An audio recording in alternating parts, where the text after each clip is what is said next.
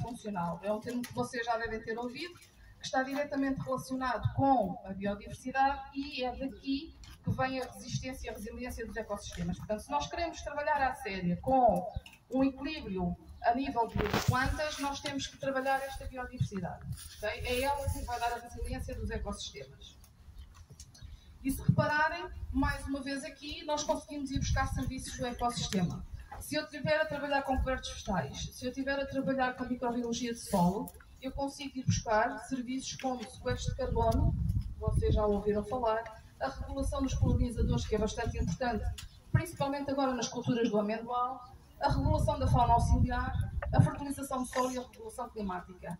E aqui, na regulação da fauna auxiliar, é exatamente o ponto focal deste trabalho da biodiversidade funcional.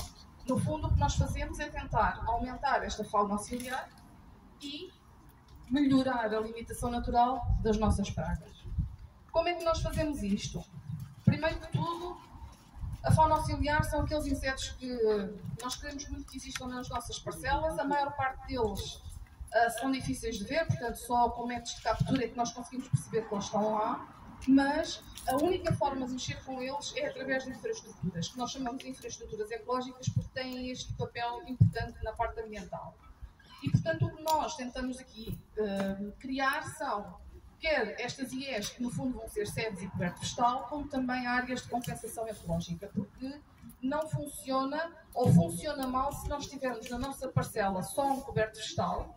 E se não tivermos mais nada à volta, o coberto vegetal vai ser pouco. Porquê? Porque nós vamos continuar a fazer as atividades normais nas nossas culturas. E, portanto, vamos ter impacto nesta fauna auxiliar. Estas áreas de compensação ecológica vão ser importantes porque a cada passagem dessas atividades que nós temos na nossa cultura, apesar de haver uma descida da fauna auxiliar, nós temos áreas que conseguem fazer novamente uma recolonização dessa fauna auxiliar. Portanto, acabam por ser zonas importantes que devem existir e que devem estar suficientemente perto das parcelas para que haja esta recolonização da fauna auxiliar.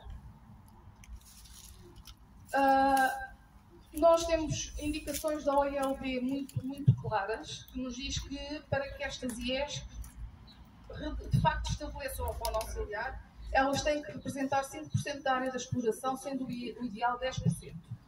Então, neste caso, começamos a olhar para algumas explorações e pensamos, onde é que eu vou arranjar 5% da minha área? Onde é que eu vou arranjar 10% da minha área? E eu digo-vos assim, quanto é que vocês acham que os cobertos vegetais ocupam da área da exploração? Cerca de 70% a 80%. Ou seja, significa que, para cumprir esta indicação da OILB, os cobertos vegetais só por si já o cobrem. O que é que nós precisamos muitas vezes de adicionar? As tais áreas de compensação ecológica. Essas é que são importantes. Porque o coberto vegetal, se for um bom coberto vegetal, nós vamos não ter fauna auxiliar. Mas se nós não vemos a eficiência, é porque provavelmente vai faltar as tais áreas de compensação. Vocês têm aqui exemplos de cobertos vegetais, mas têm aqui 3 exemplos. Vocês se calhar não veem bem, mas eu tenho linha sim, linha não, uma espécie numa linha, outra espécie noutra, e depois tenho ali naquela imagem um coberto vegetal muito mais biodiverso. Todos eles são importantes e todos eles são bons. A questão é, se eu quero trabalhar com o meu coberto vegetal e tirar lá serviços do ecossistema, eu vou ter que escolher opções como aquelas, ou seja, que sejam biodiversas. Porque aqui eu vou estar a só utilizar uma ou 2 vertentes do coberto vegetal. Ok? E portanto, se eu já tenho um coberto vegetal, então por que não melhorá-lo? E melhorá-lo com o quê? Com espécies que me possam melhorar, por exemplo, as compactações, eventuais infiltração e também potenciar a fauna auxiliar, por que não? Porque não introduzir lá 2 ou 3 espécies que possam ir buscar a fauna auxiliar, que mais importante é para a nossa cultura. Mais uma vez estamos a trabalhar com a natureza. Aqui trouxe-vos algumas imagens de áreas de compensação ecológica. Nada disto, isto é cenoura brava, nada disto foi semeado, isto é natural da exploração. Ao lado desta sebe toda que é natural, temos uma área de vinha. O que é que esta pessoa fazia antes? Cortava. Cortava tudo. Tinha medo que ardesse. Vocês conseguem imaginar, quer dizer, isto não faz sentido. Não é? Porquê? Porque ao cortar, toda a fauna auxiliar que ali se protegia desapareceu. E isso foi visível, nós andávamos a fazer contagens de fauna auxiliar e de repente valores, o nosso gráfico estava cá em cima com valores importantíssimos e desceu a pique. E depois perguntam-me assim, mas depois recuperou, mas só no ano a seguir. Portanto, houve uma fase importante da cultura da vinha que não teve lá a ação da fauna auxiliar. E é isso que quando nós pensamos em áreas de compensação ecológica, é muito investimento. Pode não ser. Temos que aproveitar aquilo que nós lá temos. E muitas vezes o que lá está natural é o que tem que lá estar. É o que está adaptado ali. Temos é que melhorar. Podemos melhorar, podemos limpar, podemos até introduzir mais alguma espécie que nos faça sentido. E, portanto, é trabalhar com o que se tem e não eliminar o que temos para pôr novo. Não faz sentido. Então, como é que funciona aqui a biodiversidade funcional como uma ferramenta? O primeiro passo do nosso serviço é identificar o que lá está. Portanto, não somos apologistas de chegar e dizer, ok, então vamos ficar com a cultura, limpamos tudo e agora vamos colocar tudo novo. Não. Nós fazemos um levantamento do que existe, porque o que está é importante lá estar. E até porque já tivemos a experiência de situações complicadas. Num cliente em Espanha, nós fizemos, ele tinha um olival e ao lado do olival tinha um campo de aromáticas. E quando se fez a aspiração dos insetos no campo de aromáticas, obviamente apanham-se muitos afídeos. Toda a gente sabe o que são os afídeos, são os pulgões. E nós dissemos, quer dizer, mandámos os primeiros dados, mas longe de imaginar qual seria a atitude do agricultor. Quando nós lá voltámos para fazer uma nova recolha, 0 de aromáticas. Arrancou com tudo. Agora digam-me lá para onde foram aqueles afídeos. Ao olival. Portanto, aquilo que não era uma praga, ficou uma praga. Porquê? Porque tirou a alimentação principal daquele inseto. Portanto, quando nós mexemos com áreas de compensação e quando nós vamos fazer os levantamentos, muitas vezes ficamos a saber exatamente o que é que lá está que pode ser uma praga da nossa cultura. Portanto, o retirar tudo e pôr de novo não é uma boa ótica na nossa visão, porque muitas vezes o que lá está tem que permanecer. Nós temos é que melhorar. Okay? E o investimento, estamos a falar de investimento completamente diferente. Arrancar tudo e pôr novo. Depois, se sabemos as espécies vegetais que temos, então temos que saber o que é que temos lá de fauna auxiliar. E, portanto, nós fazemos recolhas com 2 métodos. É o da aspiração, porque realmente apanha uma quantidade grande de fauna auxiliar. E depois pomos armadilhas malais. Todas sabem o que são as armadilhas malais? São umas tendas brancas que têm um depósitozinho na parte de cima e depois tem um líquido que acaba por atrair. Normalmente os insetos têm uma movimentação própria e a armadilha está construída dessa forma, que é à medida que eles entram, a forma como eles entram já não conseguem sair. Portanto, a única saída que eles vão ter é exatamente para o receptorzinho que temos lá em cima. Levamos esses insetos para o laboratório e identificamos. E aqui conseguimos perceber dinâmicas populacionais, que é o quê? Que é saber, na minha exploração, eu sei que vou ter as pragas. Nós conhecemos as pragas-chave das nossas culturas. O que é que nós não conhecemos é importante. Outros fitófagos que lá existem. Portanto, quando nós recolhemos, nós ficamos a saber isto que aqui está. Que quantidade de fauna auxiliar eu tenho, que quantidade de fitófagos eu tenho e indiferentes. E os indiferentes, o nome pode significar que eles não interessam. Não, interessam. Interessam para o equilíbrio do ecossistema. Okay? E interessa serem sempre muitos, estes indiferentes. Mas são indiferentes porque não têm um impacto para aquela cultura. Ou seja, a existência deles para a nossa cultura é irrelevante. E por isso se chamam indiferentes. E estes fitófagos são todos aqueles insetos que se alimentam de plantas. Certo? Então o que é que eu fico a saber? Tudo que tenha que se pode alimentar de plantas.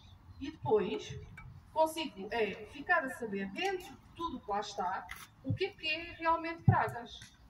E se vocês repararem, nós temos 94% que encontramos de fitófagos, só 6% eram pragas. Mas já vimos acontecer é que alguns fitófagos destes podem eventualmente ficar pragas. E, portanto, saber que eles lá estão é meio caminho andado para evitar que eles se tornem uma praga. E posso-vos dizer que isto é útil, por exemplo, para a xilela.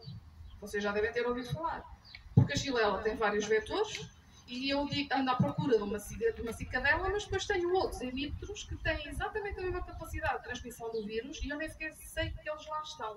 Saber que eles lá estão é muito importante para a gestão que eu faço da minha cultura. A mesma coisa na fauna auxiliar, se vocês repararem, nós apanhamos 25%, mas daqueles 25%, 52% é aquilo que eu chamo de fauna auxiliar e só 48% é fauna auxiliar importante. O que é isto? É aquela fauna auxiliar que vai ter uma ação direta nas minhas pragas. Toda ela importa, toda ela é importante existir lá, claro que sim, mas eu tenho que focar o meu trabalho. Eu não posso trabalhar para a fauna auxiliar toda porque estamos a falar de 500 espécies.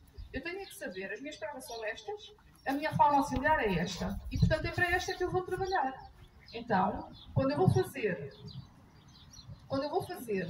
a seleção depois das espécies que posso reintroduzir, quer no coberto vegetal, quer nas sebes, não vai ter em atenção toda a fauna auxiliar, mas vai ter aquela fauna auxiliar que é importante. Ou seja, o sucesso do trabalho é muito mais eficaz desta forma do que se eu estiver a trabalhar para um mundo que muitas vezes nem sequer conheço. Outra coisa que ficamos a saber é as dinâmicas. Portanto, vocês também já devem estar a par disto, quer dizer, quando eu meto fitófagos e fauna auxiliar, eu tenho de cumprir um determinado ciclo de vida. E convém que estes ciclos de vida se coincidam. Portanto, o que eu pretendo é exatamente isto. Ou seja, se a minha fauna auxiliar, se os meus fitófagos sobem, a minha fauna auxiliar tem de subir.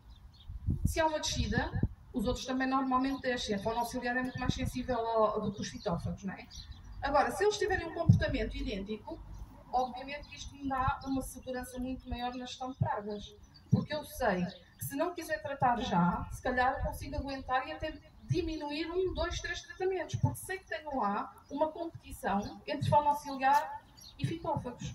E, portanto, se vocês repararem, isto aqui foi recolhas da vinha e aqui das sebes. Obviamente que os números são completamente diferentes.